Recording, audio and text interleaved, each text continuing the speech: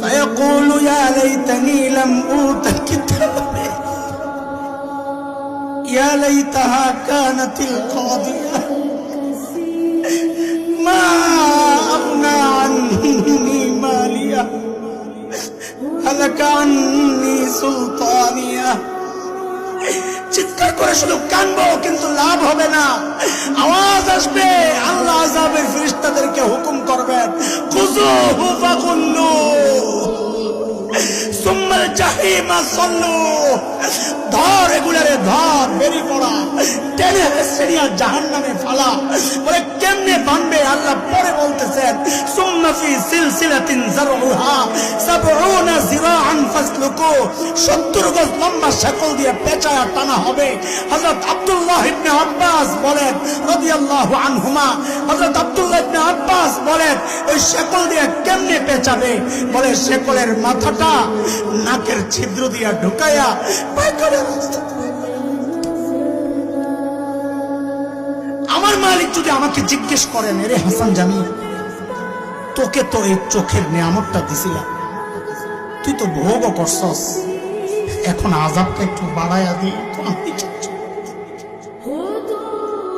তোকে তো জবানের নিয়ামত দিছিলাম, তুই তো ভোগও করছস, এখন আযাবটা একটু বাড়ায়া দিই তো আমি কি জবাব দিব? ও যুবক, তুমি কি জবাব দিব? বাবা, আপনি কি জবাব দিব? কার কি পুঁজি আছে বলেন? আরে ভাই, আমার নাই বলে কাঁদতেছি, কার কি পুঁজি আছে?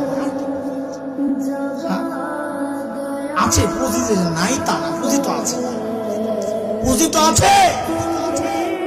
গুনার পুঁজি, গুনার গুনার গুনার গুনার পুঁজি। চুল পাইকা সাদা হয়ে গেছে, গুনাহ চাপ। দাড়ি পাইকা সাদা হয়ে গেছে, গুনাহ চাপ। জিজ্ঞেস করি, ছাড়বেন কবে? যুবক, তুমি ভাবতেছো আমি তো মরতে দেরি আছে। আরে মৃত্যু কাউকে বলে আসে? আরে কে জানে মজলিসে এমন কেউ বসা আছে যার খবর নাই, আর কাফনের কাপড় তো দোকানে চলে আসছে। কোন ভরসা এইভাবে জীবন যাপন করছো? কোন ভরসায়? ভাই, তোমাদেরকে বোঝানোর আমার আর কোনো ক্ষমতা নাই, আমি নিজেই অপরাধী। ভাই হিসাবে বলছি, তোমাদের পায়ে ধরে বলি, গুনাহ ছেড়ে দাও, গুনাহ ছেড়ে দাও। যদি বলো, আমি বলি তুই লাইন ধরে দাঁড়া, যুবক, তুই লাইন ধরে দাঁড়া, আমার সামনে আয়, তোর পাওগুলা